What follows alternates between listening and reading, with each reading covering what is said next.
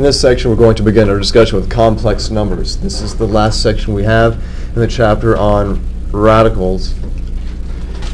And here's the thing. Remember back in the day, we had issues with certain expressions. There were certain things we couldn't have with radicals. Do you remember what they were?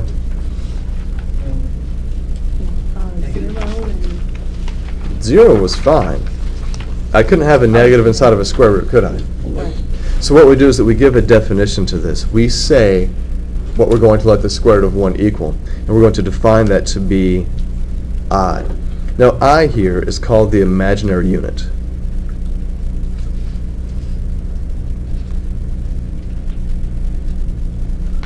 Okay. So now we're not going to say that it's not a real number. We know it's not a real number. It's going to give me an imaginary number, a complex number. Eventually what you will have, see, back in the day, we would graph things on the XY plane, right? We'd have coordinates and we'd plot these guys. I can talk about complex numbers. Now, complex numbers will do this. Instead of the X, you're going to have the real axis, and instead of Y, you're going to have the imaginary axis. So you can plot points. You can plot these complex numbers just like you would plot points on an XY plane, and there's a lot of neat applications you can do. You can find the distance between these two numbers, because the distance between two numbers is not just on a number line. It has to be in this two-dimensional space here. But there's some really cool applications that we're going to see when you go on to take things like trig and pre-calc. And don't tell me you're not going to, because I had a student 6 years ago who was in this class, took the college algebra mini-master class, and they ended up getting a math minor. Pretty stinking awesome. Very proud of that student. I am. So this is the standard form that we're going to see for the imaginary numbers. This A is going to be our real part, and B is called the imaginary part. Okay.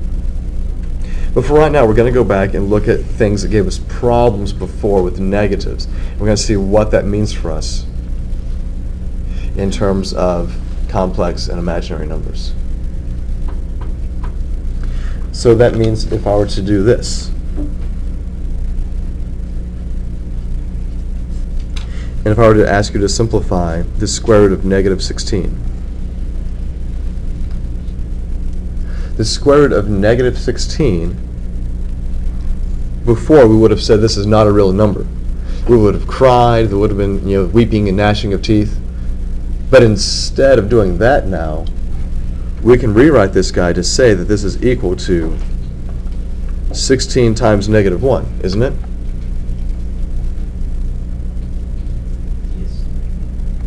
So that means it's the square root of 16 times the square root of negative 1, and what does that equal?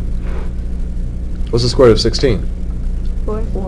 And what did we just say the square root of negative 1 is?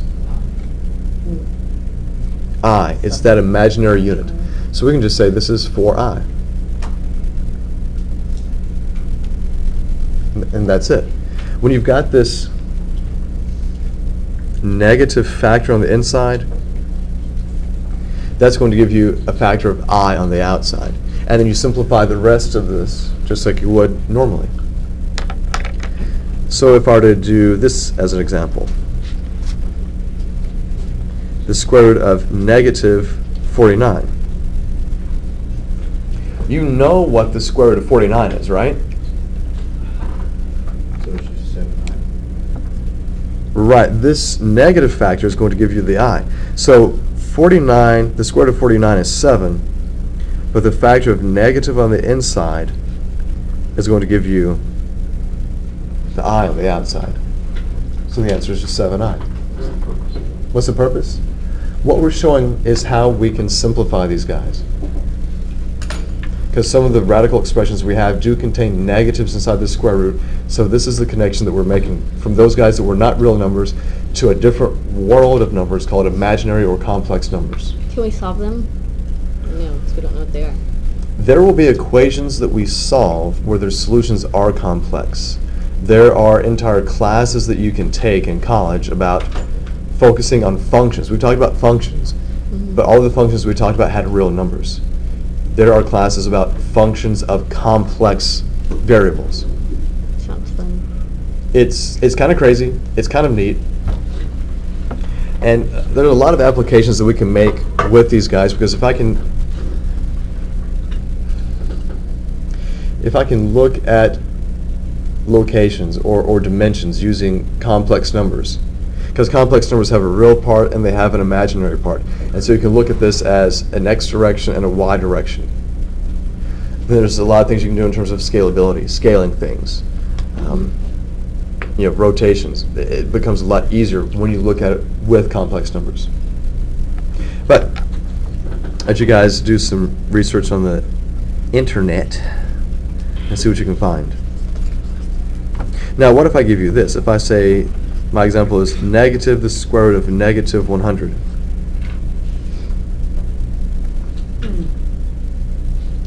Would that make it a positive? Wait a minute.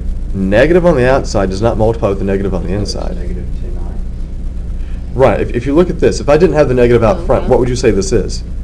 10i. It would be 10i, but with the negative out front, I multiply that times the negative. So it's just negative 10i. Is that too crazy? No. It's all the stuff that we know with radicals, but now we're giving meaning to those guys that had, well, negatives inside the square root.